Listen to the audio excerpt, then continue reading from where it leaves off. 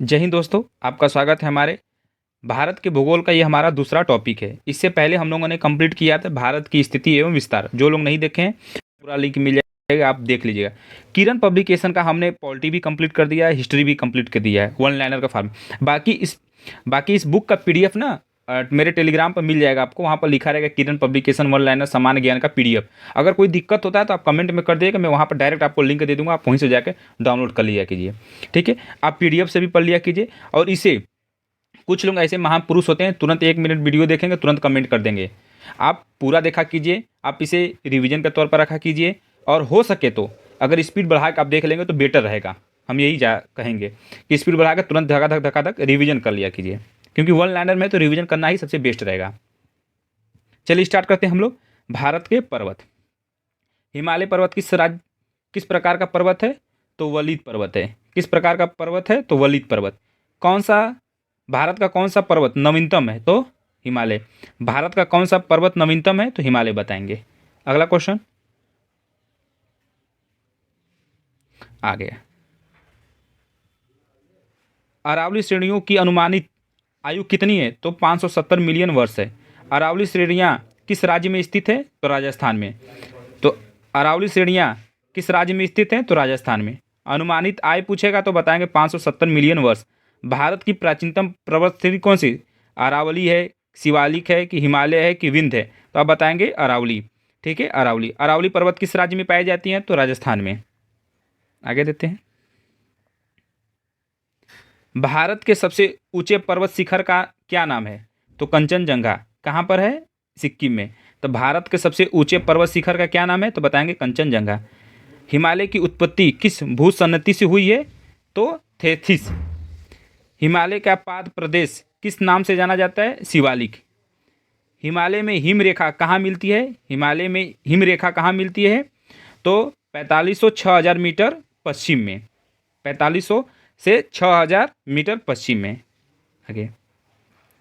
हिमालय श्रेणी में मिलने वाली संकीर्ण तथा अनुदैर्घ्य घाटियों को किस नाम से जाना जाता है? तो बताएंगे आप दून। ठीक है। नंदा देवी चोटी हिमालय के किस भाग में स्थित है? कुमायूं हिमालय। उत्तरांचल के सबसे ऊंचे पर्वत शिखर का नाम क्या है? नंदा देवी। तो उत्तरांचल के सबसे ऊंचे पर्वत शिखर का क्या नाम है? तो बताएंगे आप नंदा देवी। अगला क्वेश्चन। शिवालिक श्रेणी का निर्माण कब हुआ? तो सेनोजोइक। भारत की सबसे प्राचीन पर्वत श्रेणी कौन सी है? अरावली। अरावली जो कि कहाँ पर पाई जाती है? राजस्थान में। आगे देखते हैं। अरावली पर्वत। भारत के सबसे प्राचीन वलित पर्वतमाला कौन सी है? अरावली। अरावली पर्वत के सर्वोच्च शिखर का क्या नाम है? गुरु शिखर। पश्चिमी घाटी क्या है? एक भ्रंश कगार है। किस पर्वतमाला को सह्याद्री के नाम से जाना जाता है? तो पश्चिमी घाट को। पश्चिमी घाट को सह्याद्री के नाम से जाना जाता है। पश्चिमी घाट की सबसे ऊंची चोटी का क्या नाम है? अनाई मुदी है। क्या है? अनाई मुदी है। अब बता देंगे। तो पश्चिमी घाट की सबसे ऊंची चोटी का क्या नाम है भाई? अनाई मुदी है। पूर्वी घाट के सर्वोच्च शिखर का क्या नाम है? महेंद्रगिरी। पूर्वी घाट एवं पश्चिमी घाट पर्वत श्रेणियों का सम्मिलित स्थल है नीलगिरी की पहाड़ी। भारत के सबसे दक्षिणी भाग में स्थित पहाड़ी का क्या नाम है? कार्डेमम। क्या है भाई? कार्डेमम है। आगे। कार्डेमम पहाड़ी कहाँ स्थित है? तो आप बताएंगे केरल में। देखो, कार्डेमम पहाड़ियाँ जिन राज्यों की सीमाओं पर स्थित है, जिन राज्यों की सीमाओं पर स्थित है वो कौन कौन से राज्य हैं? तो आप बताएंगे कौन सा? केरल एवं तमिलनाडु। देखो यहीं पे देखो ये सवाल दिया था ना, ये रहा। देखो ये देखो यहाँ पर लिखा ना, भारत के सबसे दक्षिणी भाग में स्थित कौन सी पहाड़ी है? तो आप बताएं कार्डेमम। कौन किन दो राज्यों की सीमाओं पर स्थित है? तो केरल एवं तमिलनाडु। देखो ये सवाल पूछा भी है, इसीलिए करें। देखो ये सब सवाल पूछे हैं। देखो यूपी पीएससी जो कि राज्य की सबसे बड़ी परीक्षा होती है। छोटा नागपुर पठार की सबसे ऊंची पर्वत चोटी का क्या नाम है? तो परासनाथ। परासनाथ। छोटा नागपुर पठार की सबसे ऊंची पर्वत चोटी का क्या नाम है? परासनाथ। आराम आराम से आप याद करते चलिए, क्योंकि डायरेक्ट सवाल पूछ देता है। गिरिनार पहाड़ियाँ कहाँ स्थित है? तो बिहार में। पूछ देगा गिरिनार पहाड़ियाँ कहाँ स्थित है? तो आप बता देंगे बिहार राज्य में। अंडमान और निकोबार द्वीप समूह में सबसे अधिक ऊंची चोटी का क्या नाम है? तो सैडिल पीक। नर्मदा और ताप्ती नदियों के मध्य कौन सी पहाड़ी स्थित है? सतपुड़ा। सतपुड़ा पहाड़ी। सतपुड़ा पहाड़ी किन दो नदियों के बीच में है? तो नर्मदा और ताप्ती। गुरु शिखर पर्वत चोटी किस राज्य में स्थित है? तो राजस्थान। कौन सी है? राजस्थान। सेवराब पहाड़ियाँ कहाँ स्थित है? तमिलनाडु। अगला क्वेश्चन, छोटा नागपुर का पठार किस प्रकार का है? एक सांप्रदाय सांप्राय भूमि, एक सांप्राय भूमि है। अगला क्वेश्चन, पार भूमि कहाँ पाई जाती है? छोटा नागपुर में। पार भूमि कहाँ पाई जाती है भाइयों? छोटा नागपुर में। महाराष्ट्र और कर्नाटक में पश्चिमी घाट को किस नाम से जाना जाता है? सह्याद्री के नाम से जाना जाता है। हिमालय के सर्वोच्च शिखर माउंटेन एवरेस्ट की ऊंचाई कितनी है? 8,848 मीटर।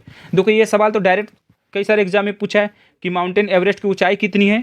तो 8,848 मीटर। कोडाई कोडाइकल नाल कोडाइकल नाल कोडाइकल नाल गजब नाम है। कोडाइक नाल किस पर्वत श्रृंखला पर स्थित है? पालनी। फिर भी हम नहीं पढ़ पाए, आप पढ़ लीजिएगा। आगे, सबरीमाला किस राज्य में स्थित है? तो बताएंगे केरल में। सबरीमाला किस राज्य में स्थित है? तो केरल में।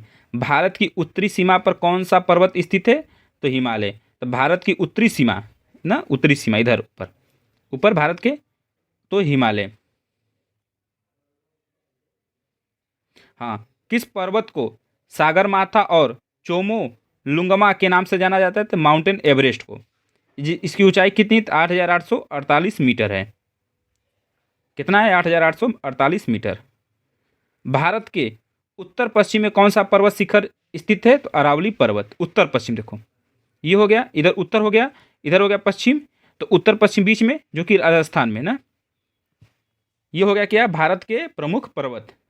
हमने कौन सा टॉपिक कंप्लीट किया था? भारत के पर्वत। देखो वन लाइनर में है, कितना दे दिया याद कर लिए। देखो हम ये नहीं कहेंगे कि इतना से ही भारत के पर्वत कंप्लीट हो गए, ये हम कह रहे हैं कि डायरेक्ट सवाल पूछ भी सकता है, और आपको डिटेल पढ़ने के लिए तो आपको पूरा अच्छे से पढ़ना पड़ेगा। हमने इसीलिए कहा कि इसको रिवीजन के तौर पर ही रखिएगा। झूठ क्या बोलना भाई, मैं भी तैयारी कर रहा हूँ तो मैं समझ सकता हूँ कि कितना डीप से कोई एग्जाम पूछ रहा है इस समय, सारे एग्जाम। तो आप इसे रिवीजन के तौर पर रखिएगा, क्या सवाल यहीं से तुरंत पूछ सकता है, तो बस इसके रिवीजन पर तौर पर रखिए। बाकी डिटेल में आप क्लास कहीं से लेते रहिए ना, आपने वहाँ से पढ़ लिया। इस तरह के ये सब सभी जो क्वेश्चन दिए हैं, ये कहीं ना कहीं सवाल में पूछें, कोई किसी न किसी एग्जाम में पूछें, उसी के बेस पर ये वन लाइनर में बना है। ठीक है, तो आपको एक अंदाज़ा मिल जाएगा किस तरह के सवाल बन रहे हैं, किस तरह के सवाल पूछे गए हैं भारत के पर्वत से। हर दिन एक एक टॉपिक को हम इसी तरह कंप्लीट करते जाएंगे। आप बस रिवीजन के तौर पर स्पीड बढ़ा बढ़ा कर तुरंत देखकर समझ लीजिए। ठीक है भाइयों, जय हिंद।